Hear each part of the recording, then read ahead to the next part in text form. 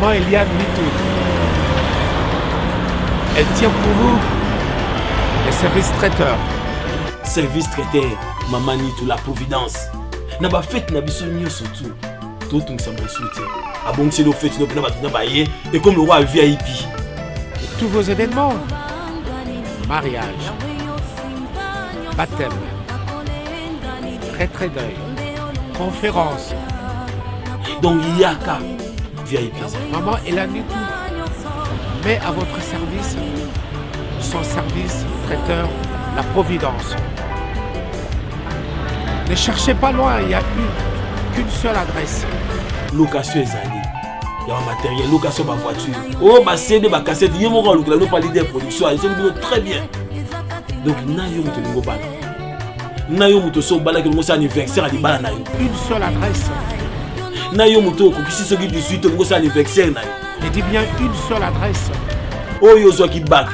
Oh, yo, au bani ministère, nous passons c'est le premier anniversaire église. Maman, ni toi, ça. Elle vous convient, elle nous convient aussi. Parce que elle le fait très bien. Service traiteur, la providence. Dans 3 jours, c'est mon anniversaire. J'ai fait appel à maman Eliane Mitou, service traiteur, la providence.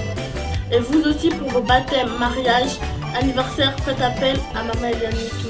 Un seul endroit, un seul service traiteur. Service traiteur, la providence. Elle et nous formons bloc parce qu'elle connaît bien son service traiteur, la providence. Maman Eliane Mitou a mis la barre très haute.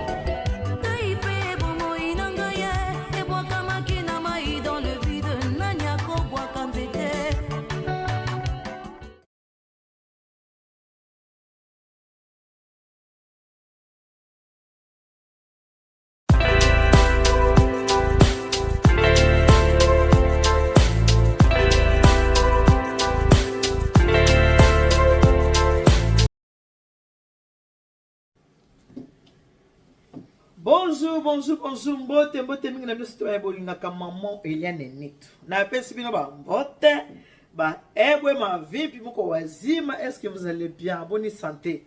Vous allez bien, kimi ezali, wabino maman Eliane, ça va, tout va bien par la grâce de Dieu. Nzambe ya mawa, alamusu la makasi, ndela ba toujours ke kolala kolanga eza habitude d'été.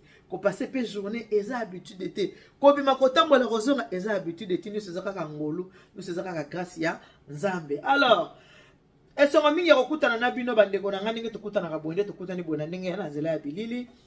Mama Eliane to sozonga ki na sina zonga ki. O cuisine nga bobi cuisine nga ndenge ezalaka. Naza déjà na kati ya mboka ya France. Na déjà na kati ya mboka la biso nga na vanda na Falansa. Tala ndenge na koma ngebu ndenge na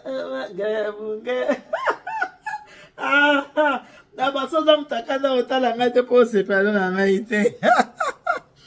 Alors, qu'est-ce que vous avez au talangate pour séparer na ngaite. So posa fanatique révolté au talangate pour séparer na ngate. So posa mutaketo au talangate pour séparer na ngate.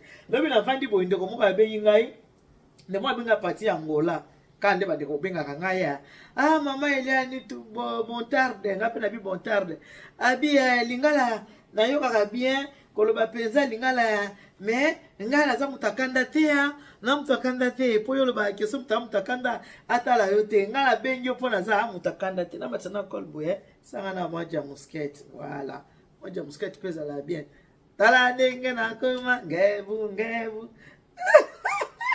ngaza mutesengo boyebi distributeur ya joie c'est moi ngala za na bongo na nga mutesengo na baki mutakanda atala ngaiti na ngana loba boye bandiko bozo tala ngai.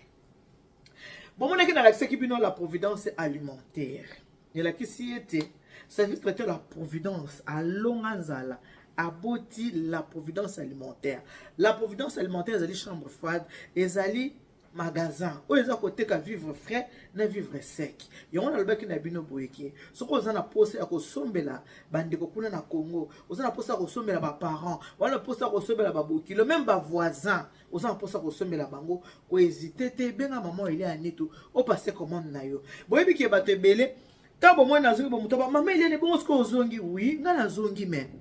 Nga na saka livraison te bande ko na ngai. Nga na kenda ko livrer te.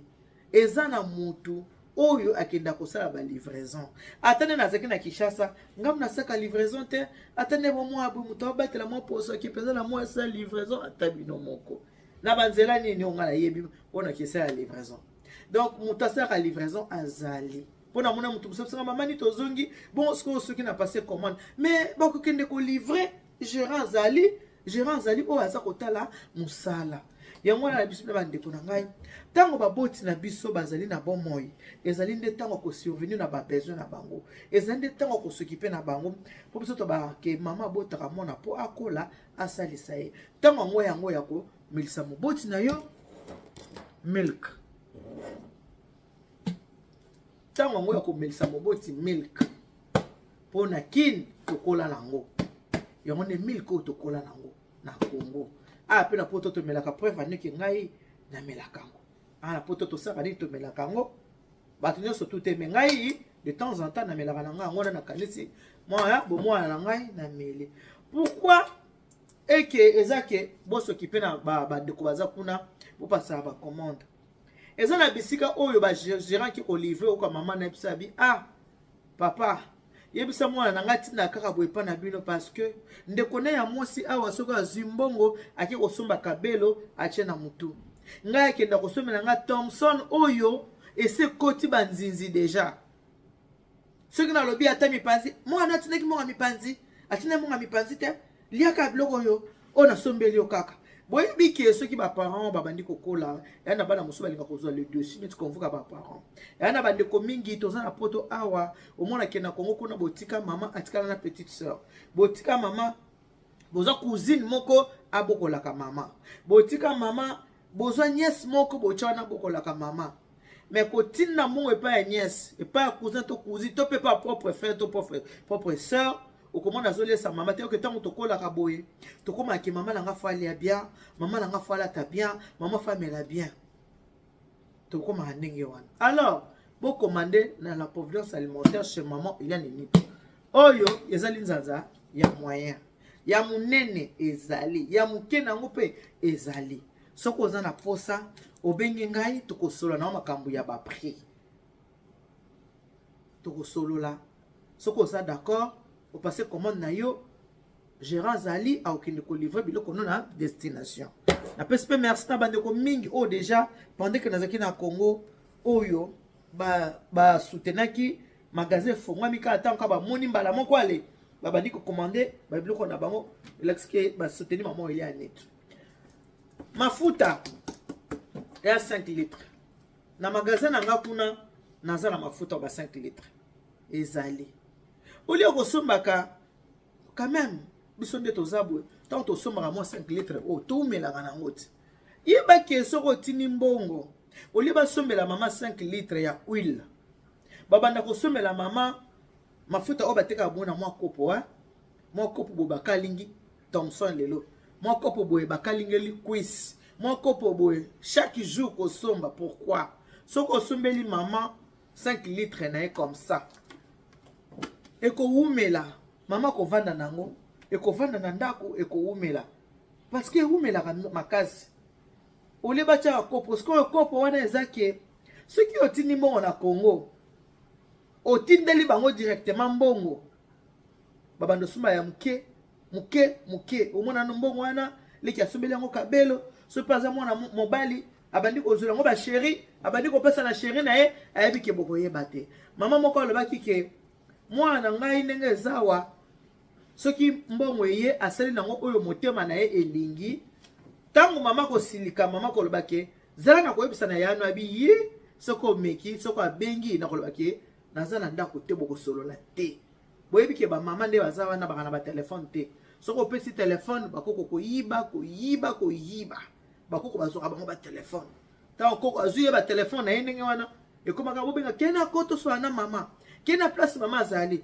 oka déjà moi nazo prévenir mama na yeke soko meki koloba koko soko lobi yeba ke taba ko benga na koloba ke naza ndako te bo solola te alors pona ko kasema ka mwana nyonso la providence alimentaire ezali maman il y a nito azali bo commander o eza sucre o eza 5 kg ya sucre na magasin kuna la providence alimentaire ba 5 kg ya sucre bo ezali sombela maman, sombela papa, sombela tata mwasi, sombela maman kulutu, biso toba bantu, toliaka na bato, toliaka na famille.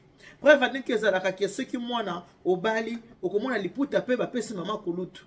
Okomona pe costume ba pesi noko. Okomona pe costume ba pesi papa kulutu, po toza ba bantu, tokuta yango ndenge wana. Biso toze ba mama ya biso omona ndeko ne mwa yeko tala etanga nga kende, omona mwa sukali apesi. Atena congélateur nana mbisi Thompson apesi. Atali boy apesi. To mesana kolia na bato. Biso toza penza ba yimite. Toza penza batu ya bato mitema koka te ba yimite. To liaka na bato. Alors, kuna la provenance alimentaire, ba 5 kg ya boy, ya sukali ezali. Sombela mama mwa 5 kg ya sucre akovanda nango mingi. Ekovanda. Atoza na posa ya kwakeur. Kwakeur eza nango. Oza na posa kwakeur ba maman ndi ba koma na ba papa mini koma nango eza penza te. Sombela ye mwa kwakeur amela kwakeur na ye. Bino mo taka suki ka mama vandi na ndako. Amoni ka aboye. Oyebi ke kolia o eza biblique. So mama vandi na ndako. Amoni ka aboye. Ba ye ko livrer ye. Mama vandi na ndako. Amoni ba ye ko sala ye livraison. Oui, puis que c'est la gamme tout Nicolas pour vivre. Maman vandi, à mon livraison, et atalaboué, ma fouta, atalaboué, mulkinae, atalaboué, soukalinae. Mais c'est le maman, moi 2 jours, moi 3 jours, une semaine, 10 jours, et puis c'est le maman, moi 2 mois pour vivre. Azo mon akazo sani, azolia. Kolia va des causes importantes. Tant s'occuper de nos parents. Yom toza nos parents, bazana nous na bon moi. S'occuper de nos parents. Kola muka, ils ont habitude d'été. Kolala kolamuka eza habitude d'été, ko passer pe journée eza habitude d'été. Pour le oyo, ce qui maman meli miliki na été. Moi miliki ndeza boyo zo melisa mama te. Mama zangi miliki mama zangi sukali, ba osa mama biloko ya ndengwana. So mama kufindo bimisi mbongo. Nde ba ninga tamba kwa na ba cotisation. Taba na ba cotisation pe na poche, wo. O pesa pe mama te. Nde osaki na kunda mama boye batu ba mona te. Kokuna mama na ba cercle ya pembe ba koma okombote pona batu ba mona. Lesa mama tango azana bon moy. Alia malamu amela surtout ba mikolo ba koma olinga milk. Alia malamu amela po mukola kokufa. Aki pela libu mwanzala te akende na esengo. Ya te mama za kuna na mboka, mama za kuna azota ngapenda na bana poto na ola lanzala. Ngapenda lokwa mutu na boti te. Ngapenda na bana ba ola lanzala. Kitoko to za mapamboli te. Mapamboli ezali tango za ko s'occuper na baboti po baboti tango bakoma na mikolo nana ko s'occuper na bango surtout ya biso ya Afrique bino ka mutu ko s'occuper biso ko s'occuper na bango tango ko mikolo oya poto awa soki moboti yaki na poto eke na poto awa asala musana azana retraite na bon ba parents na biso Afrique sans retraite ezali bana o baboti ba onde retraite voilà donc toza pe na basoso eza kuna toza pe na bangombe ezali o bakarton ba quiz ezali o mipanzi balina mini mipanzi ba mipanzi viande mipanzi ezali o malangwa ezali Thompson ezali o nyuso bobi keza vivre frère soso ya mibimba soso ya makasi soso ya pete nyuso ezali yo benga kama mama ile ya nito okomona pose ya libota ekokisami merci mingi na ba o nyuso tout basi ba passer ba commande bazaki peut servir à temps et en heure alors yo mto ozelanga pourquoi pas kanisa ta ba voisin ce qui attend maman papa azate bana ko bazali ba mama kulusi bazali ba mama bongo ba voisin na bino wana ozaki so ba obeto kimia ko tsala kwa ba voisin ba bino so ba lambi te ko lia fufa ba voisin zongi sela pe mama ya ba voisin na yo fufu na bango oliaka que Dieu vous bénisse. God bless you. Mungu anubariki tata nzambe kalusa kumuna nzamba nibe chanel bana betu bon salon na ole ksabina biloko nyoso tu oza na kati ya magasin soko telo ozi connaissance obingi maman ile ani tu o passer commande na yo bisous mwa Likata shenu shiri papi ninda shai wae Kaitana kuningune papi ninda bari wame Namo Utengeta namo Ekome namo Kurera namo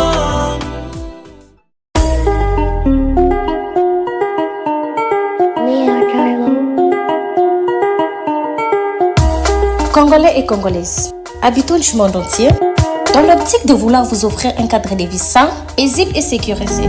Toronto City VIP de Malouk met en vente des terrains de 20 mètres carrés à bon prix. Ces terrains bénéficieront de l'eau potable, l'électricité et des voies gravelleuses. Situé à proximité de la zone économique spéciale de Maluku et voisin des sites Vodacom en République démocratique du Congo, Toronto City VIP se démarque par l'originalité et la beauté de son espace en vous offrant des terrains déjà cadastrés.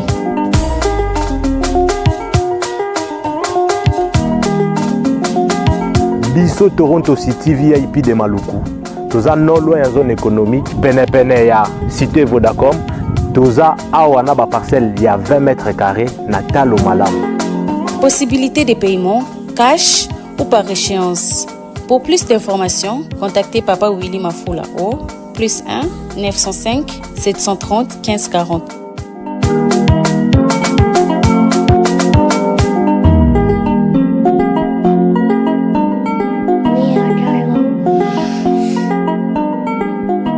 Offre limitée dans la mesure du stock disponible.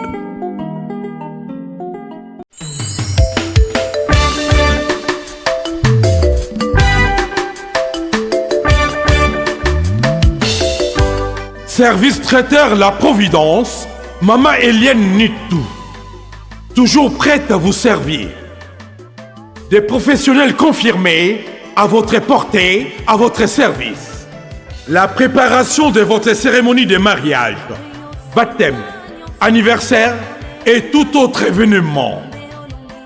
Un service culinaire, la cuisine africaine et universelle, Loboko ya Maman, avec des mets variés, buffet à la demande, décoration des salles et divers autres services par des pros. C'est la spécialité du service traiteur, La Providence, Maman Eliane Nitou. Un contact pour vous, les 06 15 31 69 90. Maman Eliane Nitou. Réservez vite pour confirmer, Maman Eliane Nitou. Service traiteur, La Providence, Balambi Lelo, Bolier Kaka Lelo. La Providence, Biloko ya Moto. 12 ans d'expérience, s'il vous plaît. Toujours à votre service et merci de votre confiance. La Providence toujours. La Providence Kaka. La Providence pour tous. Maman Eliane Nitou. Gloire à Dieu.